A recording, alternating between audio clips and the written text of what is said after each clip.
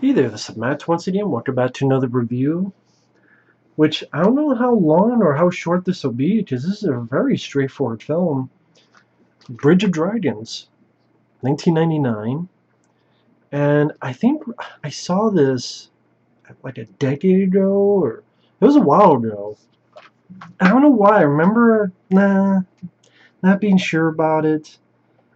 Yeah, I have no idea why. Maybe because I'm like, is this a fairy tale? Because it even starts off with font, like a fairy tale, someplace where the future meets the past. I'm like, is it a kingdom and a princess? Is this a fairy tale starring Dolph? Like, what's the deal with this? And maybe it did that to show us that it's not in. Don't expect a realistic movie, but it's not a big, it's not a sci-fi or anything movie either. It's a film where Dolph Lundgren is a soldier named Warchild. Yes, that's his name, Warchild. The general is played by Cary-Hiroyuki Tagawa, who's in Showdown Little Tokyo with Dolph. He was in Mortal Kombat as Shang Tsung. The general rules his kingdom, sends Dolph and others to take care of rebels. The general wants to marry this princess, but the princess doesn't want to. She finds out that her father was murdered by Tagawa, who kind of looks like M. Bison from Street Fighter, the video games, with the outfit he's wearing. Princess wants to escape. The general sends Dolph after her. She gets caught a couple times where Dolph has to kick a lot of ass with his feet, with his gun, which is like a machine gun and like a little grenade launcher attached to it. Brains are bad, sees Tagawa smacking the shit out of her. Dolph don't like that, so he gives a beautiful slow-mo roundhouse kick right to Tagawa's face. Right to M. Bison's face. Because he doesn't look like M. Bison. General M. Bison in this. I mean, he's a general. Has the hat and the clothes that look like it. And Dolph rescues the girl. They get on a chopper, get shot down. They meet with the rebels. The rebels want to fight back. Dolph tries to attack Tagawa and the others. He gets caught. The girl pleads for Tagawa to let him go and she'll marry him. He does. He says some other people to get Dolph. Dolph beats their ass, goes in undercover in this blue uniform to stop the ceremony of the marriage. And the princess tells people that, hey, he killed your team. Dolph and others kick a lot of ass. Kills the general, saves the girl, saves the day. Like, this is a very straightforward film, directed by Isaac Florentine.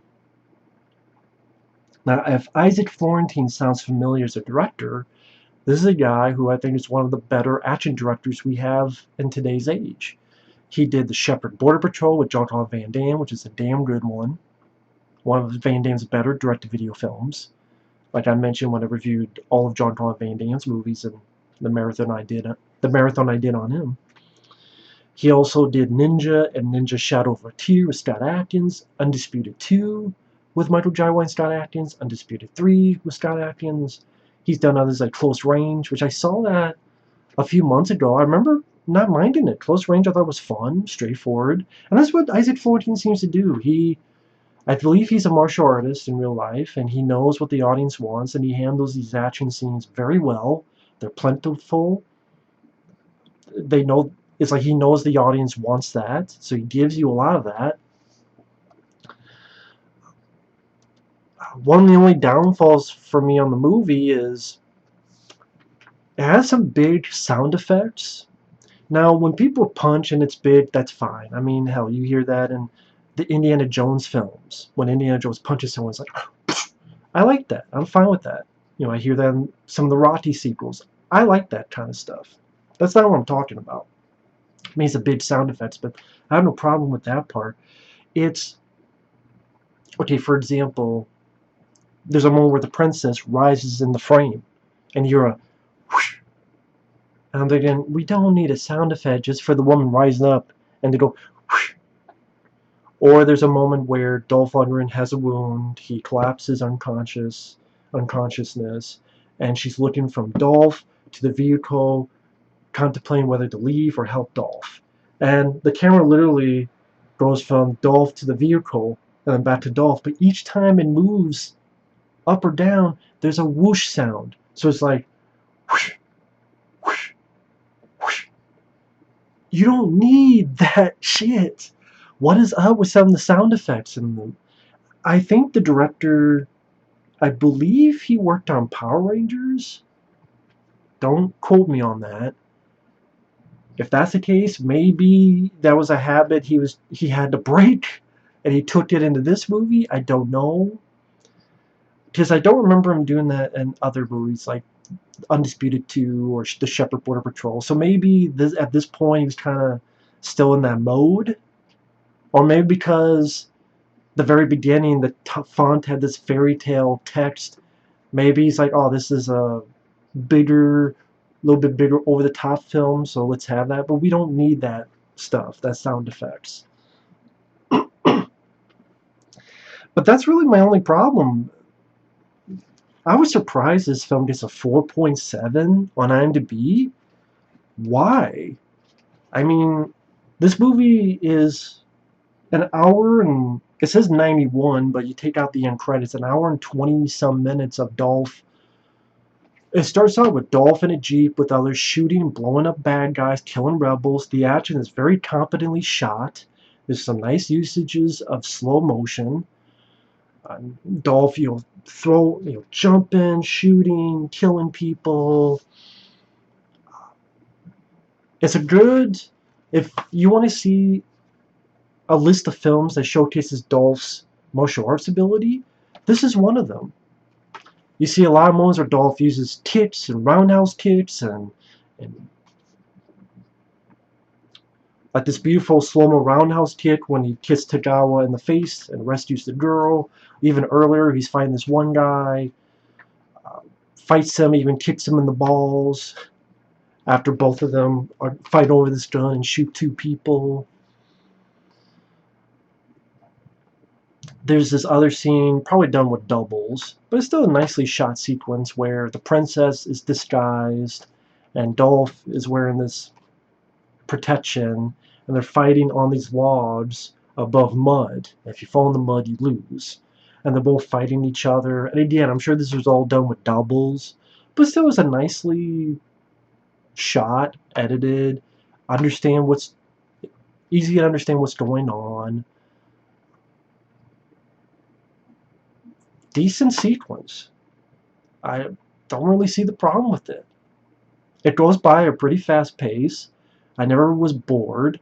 The girl who plays the princess, she did fine. Is it Rachel Shane? She did fine. She wasn't annoying. She wasn't irritating. It wasn't too much of, ooh, I broke her nail, dead weight. She wasn't whiny or yelling, screaming all the time. She wasn't doing any of those things. So she did fine. Cary Tagawa, a very capable actor. Always nice to see him in a movie. A lot of times he plays villains, but he plays them very well. So that's why they cast him a lot in that. It's nice to see these two guys together again after Showdown Little Tokyo.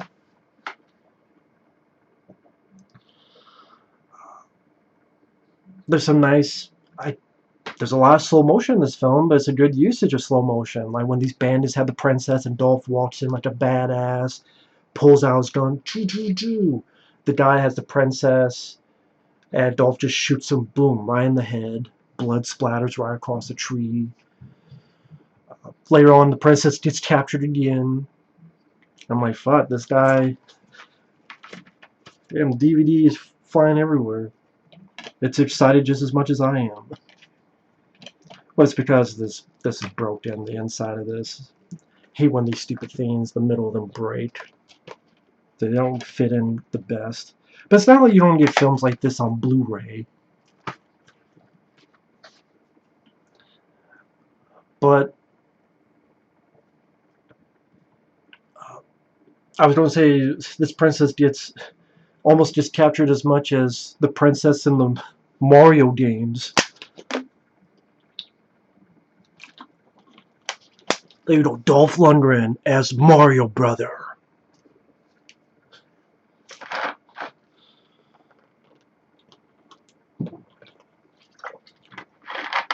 Super Mario Bros. The movie starring Dolph Lundgren with a mustache. I think there is a movie, I haven't seen it, called Puncher Wounds, that he does have this weird biker mustache. I don't know if I'll see that film, maybe. I don't know. We'll see how far we get with the Dolph Lundgren marathon. But yeah, resting her at the end, and how there's a moment where a table's on fire. Dolph hits the fucking table. The table flies over, hitting some guys, and then he shoots the little grenade launcher thing on his gun, blows up a vehicle behind these guys. How there's a moment where he hits a guy, shoots him, and the guy like flies back and like hits his back while his legs are almost toppling over his shoulders. I'm like, yeah, that seems like a painful stunt. This movie's fun. It's, if you want to call it mindless, okay. But if you just want to see Dolph beat the shit and shoot the shit out of a bunch of people in 80 to 90 minutes, Tagawa's a bad guy. It's a basic, simple plot. Dolph trying to rescue a princess from an evil general. Isaac Florentine did a good job with this film. I know there's some early work like U.S. Seals I haven't seen of his that maybe I need to check out one day. Because a lot of stuff I've seen of this director I've enjoyed. I've rather enjoyed, so maybe if I find them for cheap on DVD or something, I'll pick them up and give them a watch. But yeah, if you like Dolph Lundgren and you haven't seen this film, it's well worth a look. I mean, when Dolph is in this blue uniform during this marriage ceremony to stop it, there's some nice moments. Like he does this nice high kick where the guy's here, Dolph raises his leg up and like slams it down right on the guy's chest, and the guy just crumples. Of course, he did a Dolph's leg, which is as thick as a tree trunk. Slam it down on your chest, you crumple too to the ground. And Dolph versus Cary-Hiroyuki Tagawa. I kind of wish that fight at the end was a little bit longer. It wasn't a bad fight. It's just, I would definitely put Showdown Low Tokyo's fight above it. I just wish it was a little bit longer. Maybe Dolph got a little bit more offense. Made the general pay a little bit more. Because when you see an action movie, you want the villain to suffer. So maybe make the villain suffer a little bit more, beat the fuck out of him a bit more, kick him a few more times. But other than that, and some of the crazy sound effects, I don't really have much problems with the film. I would say this is definitely one of his more underrated movies. I don't know if this would be in my top 10 favorite Dolph Lundgren films, but it'd definitely be if I made a list of, well, almost all of his movies are underrated, so maybe I shouldn't say that, but of the lesser known films, this is definitely one I would recommend. Which is why I am harsh on films like Pentathlon, why I'm harsh on films like I'll be later on with Diamond Dogs or One in the Chamber with Cuba Gooding Jr. I'm a bit harsh on some movies because I see a film like this, I'm like, this is done pretty damn well. And someone explained to me why this gets like a 4.7 on IMDb. Doesn't deserve it at all. It's like Sweepers. That's another film that's an underrated flick, and I don't understand the low rating. And that has a lower rating than this. Like Sweepers, Bridge of Dragons, definitely two of more underrated Dolph Lundgren films, in my opinion. If you like Isaac Florentine as a director, give it a watch. If you like Dolph kicking ass, good use, like I said, good usage of slow motion. There's fisticuffs. There's gun battles.